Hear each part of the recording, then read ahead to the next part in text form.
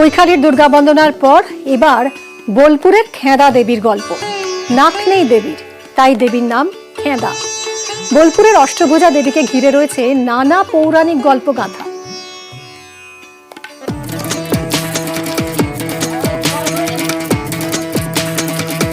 বোলপুরের দেউলি গ্রামের খেঁদা দেবীর নামেই ইচ্ছে পূরণ।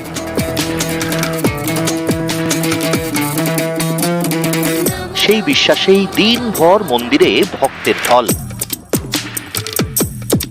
কালো পাথরের গায়ে সিঁদুরের প্রলেপ, পুজোর ফুল।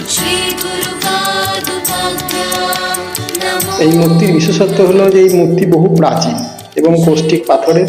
ষষ্ঠী, সপ্তমী, অষ্টমী, নবমী পূজা হয়, নিত্য সেবাকারী পূজা হয় এবং নবমী দিন বিশেষভাবে পূজা অর্চনা করা হয়।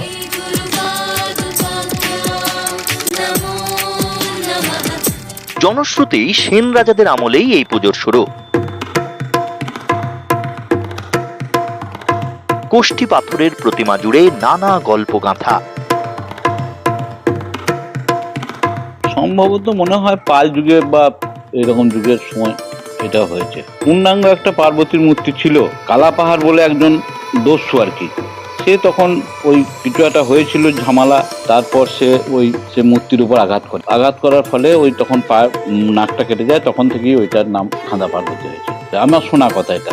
এই মন্দিরের পুজো গ্রামবাসীরা সবাই যৌথভাবেই করি। বিশেষ করে আমাদের ক্লাব এবং গ্রাম্য যে কমিটি আছে তাদের যৌথ উদ্যোগে এই পুজোটা আমরা করে আসছি দীর্ঘদিন ধরে। আর নবমীর দিনের একটা বিশেষ পুজো হয়, সেটা আড়ম্বরী গোটা গ্রাম থেকে হয়। পুজো এখানে 4 দিনের নয়, পুজো হয় একদিনই। নবমীতে পুজো, দেবীর আবাহন।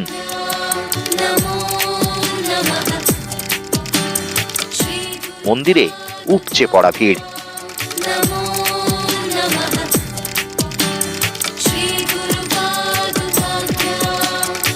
বোলপুর থেকে ইন্দ্রজিৎ রোজ, নিউজ 18 বাংলা।